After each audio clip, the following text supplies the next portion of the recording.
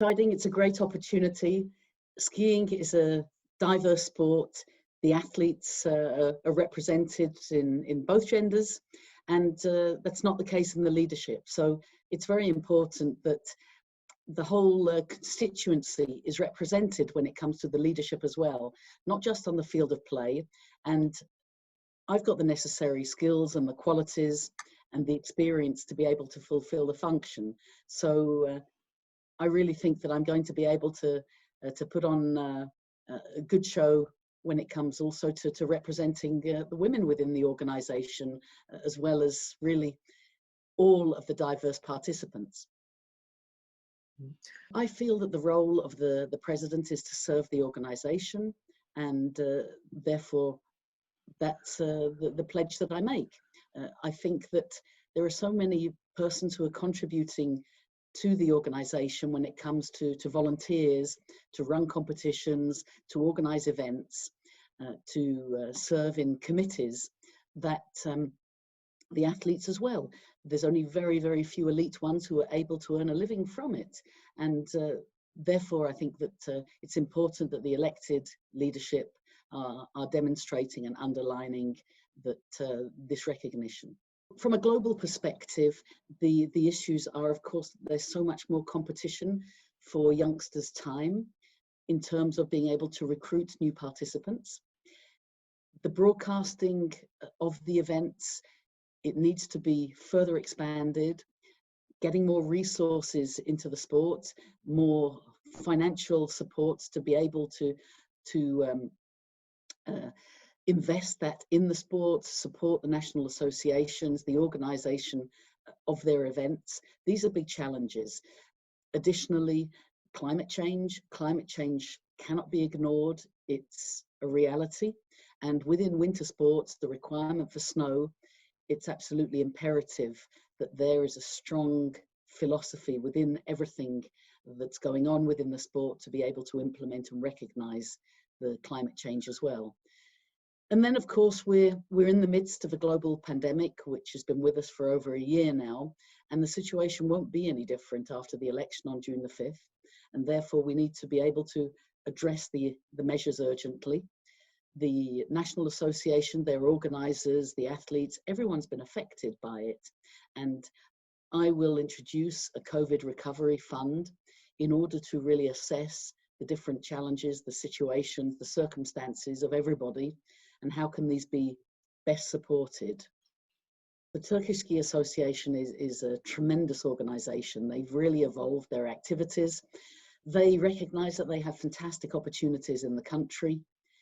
The 60% of the country is above 2,000 metres and has plentiful snow during the winter season. And therefore, there's a huge potential for the development of the tourism aspect as well.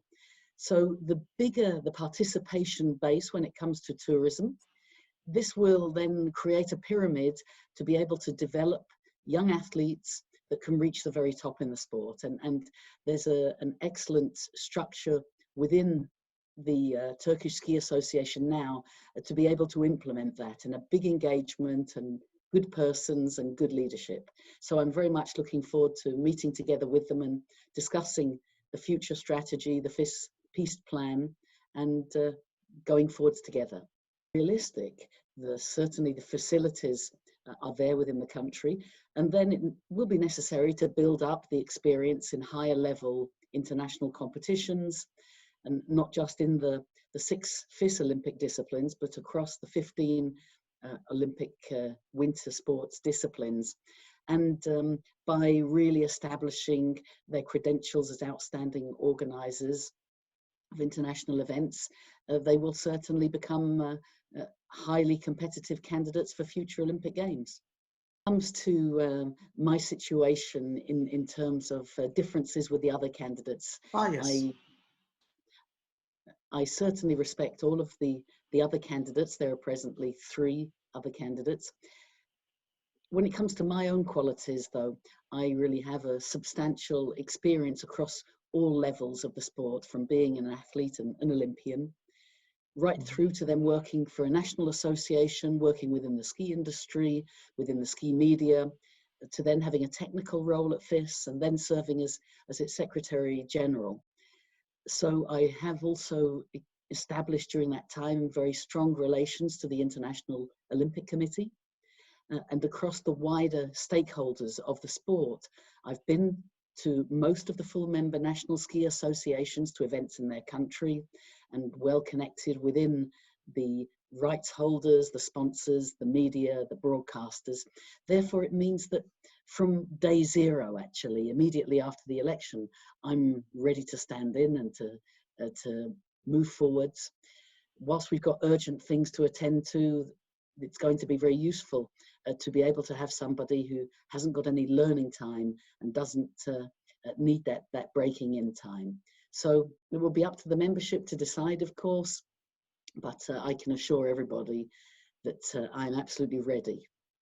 Pleasure. Well, I'm very much looking forward to meeting with the president of the Turkish Ski Association on Monday, Mr. Ali Otto, who is doing a tremendous amount for the sport, both in Turkey, but also within the Balkan region.